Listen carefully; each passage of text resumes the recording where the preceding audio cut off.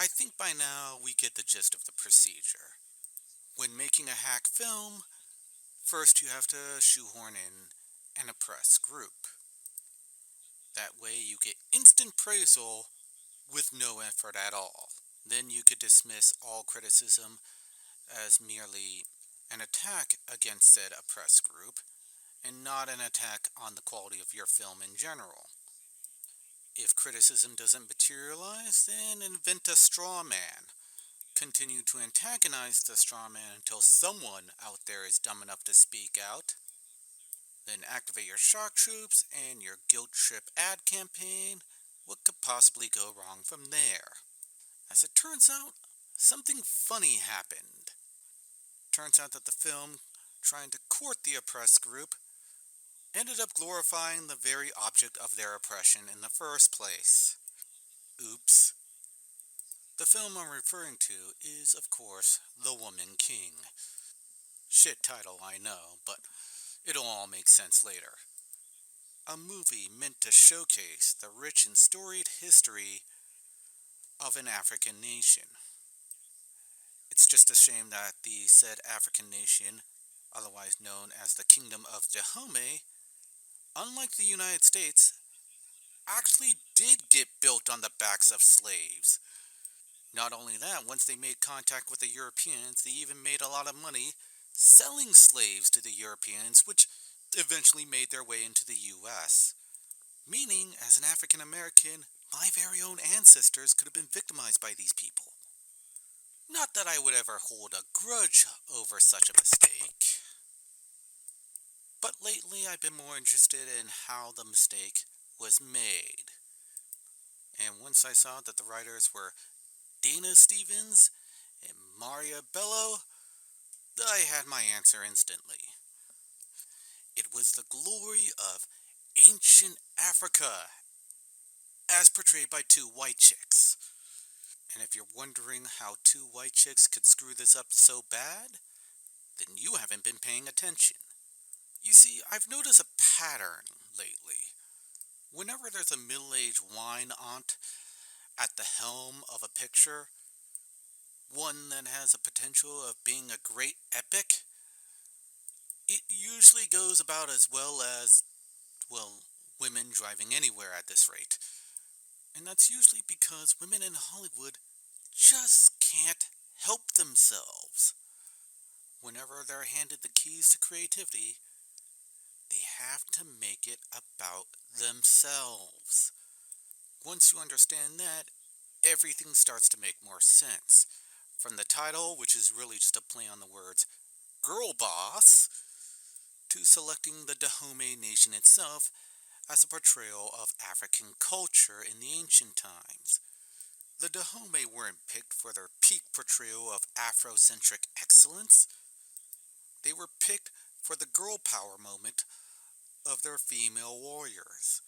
A proud and elite force equal to any man in battle, provided that you don't look at their kill-death ratio during the Franco-Dahomey War. A war that sparked because the Dahomey were attempting to abduct slaves from French territories, meaning that the only real struggles they would have had against the dreaded white man would have been in response to the white man stopping them from trading in slaves. Thankfully, they're mostly fighting another African nation. Mostly because that nation's trading in slaves and they're trying to stop slave trading.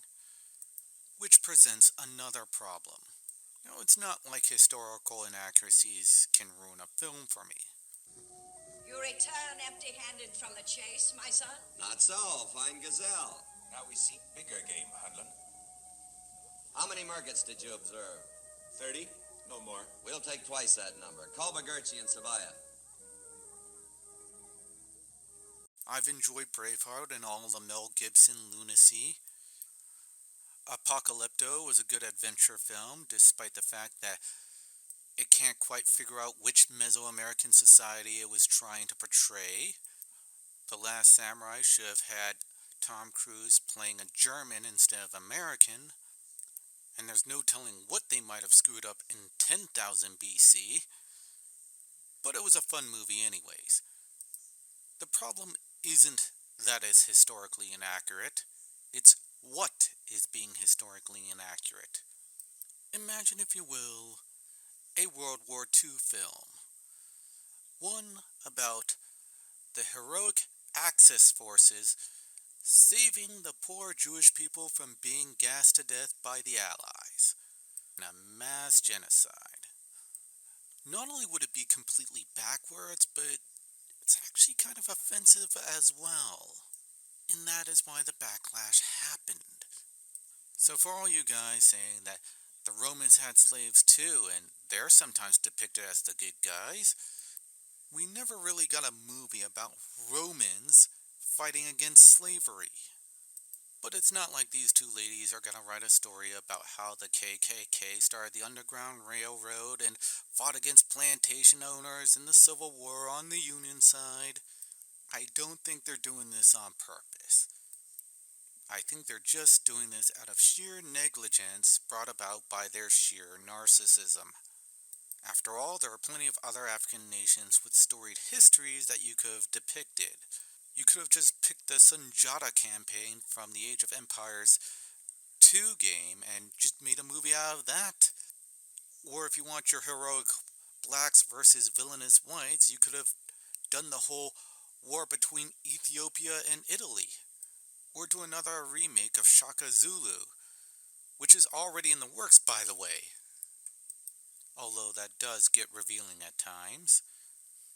Or you could have gone an alternate history route and shown what it would have looked like if Mansa Musa's predecessor actually made it to the Americas like he set out to.